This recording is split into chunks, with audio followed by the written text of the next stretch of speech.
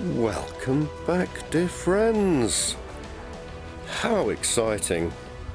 Funding has come through to do the next part, to carry on working on the Steampunk Tardis Console, of which we've got to this stage. It is so exciting, using this flexible ply and circles cut out with from thick MDF. It is so strong, so rigid, such a lovely shell structure.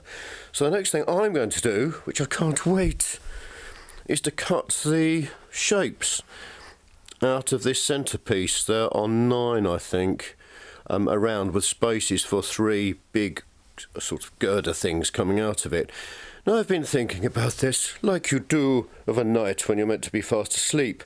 And the way I'm going to do it, because this ply, if we come over here, this stuff, you can see how thick it is, and there's 2 layers glued together, which means that you can actually cut it apart and it won't come apart, it'll keep its shape. So I need to cut all these shapes out of those lozenge shapes. Now, I could use the router. Look, I put it away. How lovely.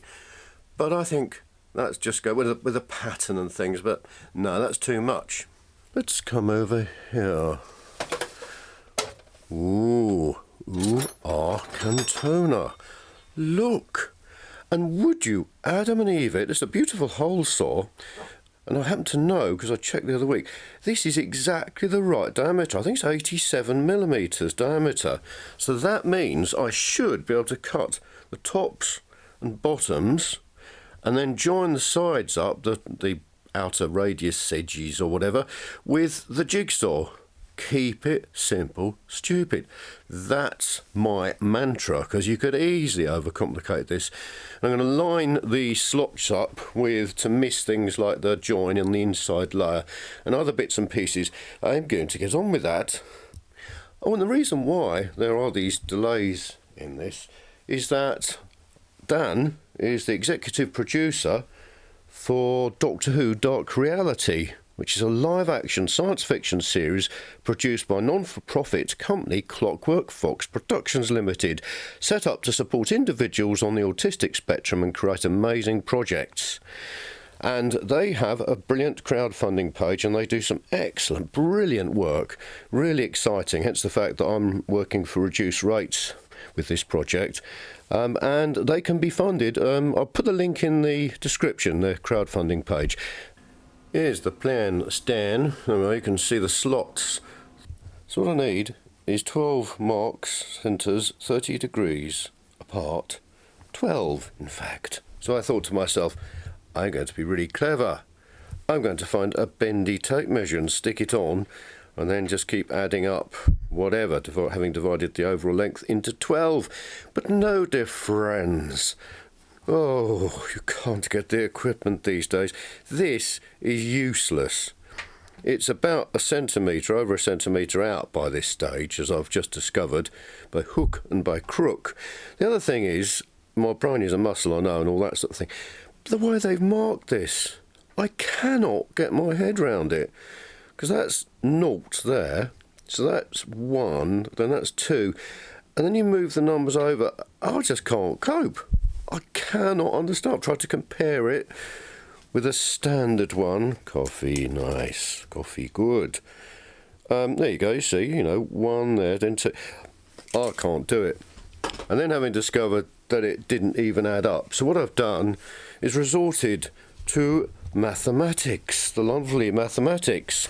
What I did, thankfully, I keep all of the previous plans. So here's the plans for that bit. So it tells me the inside of this is 396. 396 times 3.14159 something or other. That gave me a difference number completely, 1244. And that gets divided by 12 is 103.6 or 7. And there is 103.6. And then in the end, after faffing about, I started there and then just drew it round. Now, theoretically, the reason I wanted to use a ruler is because you don't get accumulative errors. If I make a little mistake each time with this, by the time I've reached around the far end, I could be well out.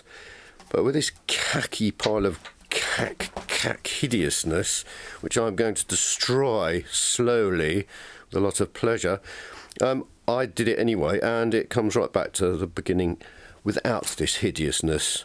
So now I just need to remember which ones are the right marks. You can see how far out they were. How disgusting. And then I'm going to get a square and mark up the verticals. I've got it all marked out. Top, calculated it all, marked them, and then scribbled out the bits that I don't want to cut, because every third one there's going to be one of those girder things sticking off it. Always mark once and cut twice, or possibly even 3 times. And today's viewing is James Bond. They're all free on Amazon Prime at the moment. His hairy chest, good old Sean.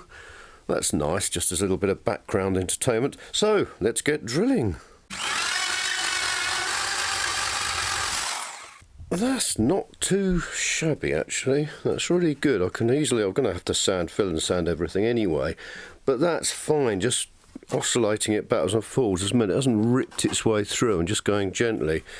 Yeah, I'm pleased with that. I'll get all the other ones drilled. I've got it done, and it didn't take that long, really. I was really pleased. Put a new drill in the middle, a pilot drill, so it just drifted through like a knife through hot butter, and it's gone round and it's done a really good job. I'm thrilled with that. And most excitingly, I've got sawdust again everywhere. Oh, how I love sawdust. I've missed it. Might even have some coffee with my sawdust. So that's great. I'm dealing with dust, sort of, with the lovely dust extractor filter thing that just cycles. I've got it on full power, and it basically draws all the air in, dust and all, filters it out, and blows lovely clean air down the back, which is why I've got it above the area I use as a spray booth, because you get lovely clean air, dust-free, that keeps all the dust off, unless you're using acrylic plastic, that is. It is such a joy using a good quality tool like that. It's lovely, really nice. My dad, when I was growing up, my dad did all sorts of woodworking in his shed. He had Black & Decker power tools, which in those days were really good quality, and my first power drill was a Black & Decker. And then Black & Decker decided that metal wasn't really necessary in tools, definitely not any sort of bearings, and it's just cack. I remember the caretaker at the school I used to work at said, what would you advise? I've got a worktop, I need to cut out a sinkhole in 30mm chipboard worktop. What power tools would you recommend to do that jigsaw? And I said, well, whatever you do, don't get Black & Decker. So he went and he bought a Black & Decker jigsaw. It got halfway round one sinkhole and melted and gave up the ghost.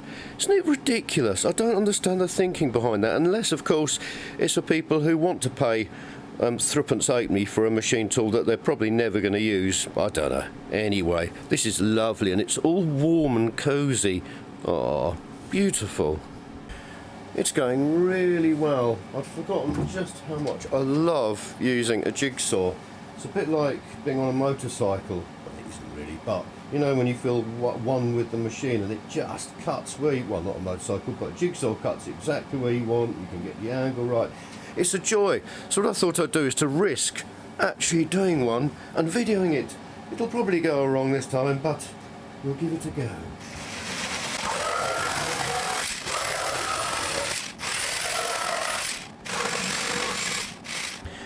Right, that's all done. That looks lovely. But it's interesting because I was thinking all along getting lengths of this square timber and gluing and screwing it behind here to reinforce it. It could go right down to the bottom and all the way up to the top to give it extra support for all the weight and stuff that's going to go above. The thing is, you'll see it. You'll both see these bits from this side, and they won't, you know, at the bottom, obviously it's not going to be the same thickness. Also, you'll be able to see it when looking through, because now I see this in a real life, as it were. It's obvious and very clear that you can see right through it, and that's what the design shows as well. Here, let me show you. Here's the design, and you can see there, you can see right through it, and you can see the slots the other side, and it is really thin. So, a little bit of a quandary, because you've got all this weight. Well, having said that, we're going to have these big, thick girders made of several sheets of MDF glued together, which are going to be ever so strong, and they're going to bear down on that, and they're going to be trying to twist that way, but they'll be held together by this piece or something else, and I can reinforce inside this bottom drum, these two bits, with timber, so that all the load from everything else is directed down through here and into the base, and that should leave the middle free. I'm liking this idea. So what I'm going to do is, I noticed, look, do you see, it hasn't glued properly in some places. Obviously I want that glued properly. Before I can fill it, I do love filling it. In fact, what I'm going to fill it with is this lovely plastic wood filler padding stuff. It is a joy to use. It doesn't smell very nice, but I love it because it sets in about 10-15 minutes, and then you can sand it, and it is just like the wood itself. But before I can do any of that, what am I talking about? I think I need to squeeze a load of glue in these gaps, wherever there are any, and then somehow clamp them together. It's amazing how sawdust gets everywhere. This is the other side of the room, and I've got 4 of these reciprocating chronometers sitting there, and I don't want them to get covered in dust. So I'm going to have to be a little bit grown up and actually think about things. But look at that. It's worked a treat. Nails, screws, complicated things. Nah, a bit of masking tape, of course, round these bits at least. So where they will, I've prized them open with a screwdriver and squeezed lots of glue in, and then clamped them really tightly, so that's going to be absolutely solid. Only 2 G-clamps, I hear you cry, yes. Just along these edges where a couple of them had opened up a little bit, literally 2 actually, but the rest were fine. Soup for lunch, as always, very nice. Now I think I need to do some hoovering, keep this place like a pigsty. So what I thought I'd do, I'd hoover the hoover for some reason. So I've hoovered the outside of the hoover, and I thought that wasn't sucking very well. You can see how this wonderful gas 25 Bosch dust extractor works. Look at this lovely big filter here. And if you switch it on vibrate, it shakes it, but obviously this is now so full, it won't. So I'm going to empty it. Look at all that lovely fine, nasty to inhale dust. I'll get that in the bin, and then we'll try and shake this out a little bit more. It's all empty, so I'm just shaking it. Such a clever idea. Although it is terrifying, because if you leave it, if the power is that switched onto that basically, and you go out and you switch the power off, and then you come back in, switch the power and lights on, suddenly you're greeted with this terrifying thrumming. I'll give it one more go, and then I'll do some hoovering. I've turned it upside down because, if you remember, if you watched the last video, when I made this angled bit, this beautifully angled bit out of 3 layers, I said this top bit, after I'd sanded the angle on the bevel, is very thin and is very likely, because of the nature of MDF, to split and things. And sure enough, when I was fiddling around pushing in the flexible ply and things, as I lifted it out, having checked it fitted ready to put glue in, it sprung open and knocked a couple of these little bits off. What I did, because I didn't have any filler then, and anyway, there's a time and place for filler, and this wasn't it. I used super glue, as always, lots of it, to soak in and sort of prime and seal the MDF, because I'd had the bits that flipped off, and then I glued them on with copious amounts of super glue. And they set absolutely solidly, so solid that I'm now using this, which I haven't used for years. This lovely little sander with built-in dust extractor. It's really useful. It vibrates very fast, but it's fantastic for getting into little corners and spaces where another sander just wouldn't be up to it. And the other thing, as I've mentioned before, you could use baking soda. Baking soda and super glue, when mixed, produce an incredibly fast-setting and incredibly tough filler. I've seen people use them on professional car restorers and things. If you've got a dent or something in the bodywork, they'll just put a bit of super glue in and then mix in a little bit of the baking soda, and after about a minute it's absolutely solid enough to sand flat and gives a beautiful finish. Another top tip, I thank you very much. I've been slaving over a hot sanding machine quite some time. And I'm very pleased with the results. I've got lots of filling done and lots of sanding, so it's all lovely and smooth. Sanded all the insides of these. I've just added a little bit more filler on some bits because you can never get it right first time. Luckily there's not piles of it. Just did your little bits here and there, hither and thither, if you will. So, whilst I'm waiting for the lovely wood filler to set, I thought I'd have a look at the little spindly legs, the three of them, that go down here. So, let's go off to the computer. Nothing is simple, but I like it that way sometimes. Dana sent me the plans as a PDF, and obviously hideous Adobe. I hate them basically because they were one of the first companies who started renting you. You know, you couldn't actually pay a one-off fee to own the ability to, for example, edit or save PDFs in a different format. You'd rent it, and it's so frustrating because the buttons are there, so you click on the button, think, oh, I can just do this. I'll just turn that into a JPEG or something so I can get the numbers and whatever. And you click, yes, you can do that. Now I need to log in. I'll create a password. Oh, it's going to cost me £14 a month forever to be able to do that. So, screenshot time, here we come. There's the little spindly legs down there, or in fact there's a nicer view over here. At least I don't have to pay for the privilege of zooming in and out. So there's the little twiddly legs. Luckily he's given me another view somewhere with a proper, oh here we are, look, with all the dimensions on. So I can see them flat on rather than at an angle. So that's good. Thing is, I can't get to it, so I blew it up really big. This story is going somewhere, by the way. Huge. Big as my screen, in fact, and did a screenshot so that I could then drop it into, I don't know what I'm even, oh yeah, this is so confusing because it's still got bits of the Adobe, whatever it is, Acrobat Reader on it, but it's actually in my, let's zoom out, there we are, look. It's in the 2D CAD document. I dropped the original one in, the image, the screen grab, and now this is the latest one. And to ensure it was the right size, this is where the story is going, I promise you. I did tons of measurements, actual measurements of the actual thing next door. So I'd actually know how big to make these three little leg things rather. And I dropped it on here. We're nearly at the story's conclusion.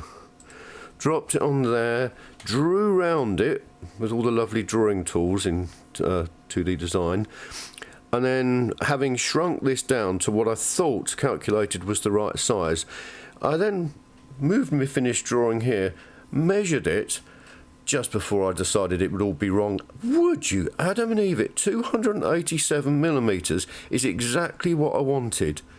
Well, forget about the 0.067mm. Let's not talk about that. We won't go there. Isn't that incredible? I've just dropped it onto an A3 sheet and it fits. So you know where I'm going with this, don't you? What piece of equipment haven't I used yet with the TARDIS console? The laser cutter. I can make myself a nice template that I can draw around and use over and over again, because each of these is going to be made of 2 pieces of the 12mm thick to do these outer flanges and 3 pieces of the 15mm thick to do the middle, because they need to be 69mm wide, dear friends. And there we have it, ladies and gentlemen. I have taken away the big circles and just replaced them with a very small 2mm hole, so I can then centre punch it, because I really don't need to know about how a circle looks like. Also found a nice use for that piece of laser ply I was using to support the wood when I was using the router to cut it. It's full of holes, nail holes, so it's perfect for this. Dear laser cutter, how I've missed you. Let's do it.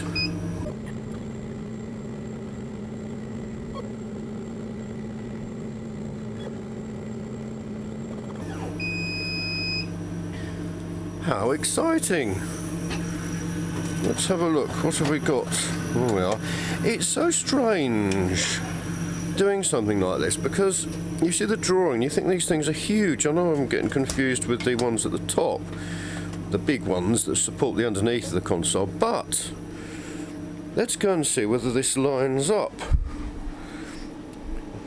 Aha! there you go. That's what Dan wanted, and it does line up. But I think that'll have to wait till next time, because I really have got enough video now to make another video, in fact, without wittering on forever.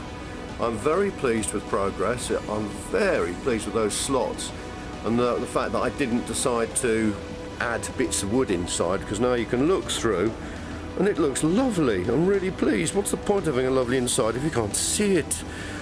So thanks very much for watching. Check out their crowdfunding page, Dan's one. Hope to see you next time. If you like this sort of thing, if you're a glutton for punishment, please do click subscribe and other stuff, and I look forward to seeing you next time. Any questions or queries, I'm always happy to ask. Ooh, look down inside. Thanks again.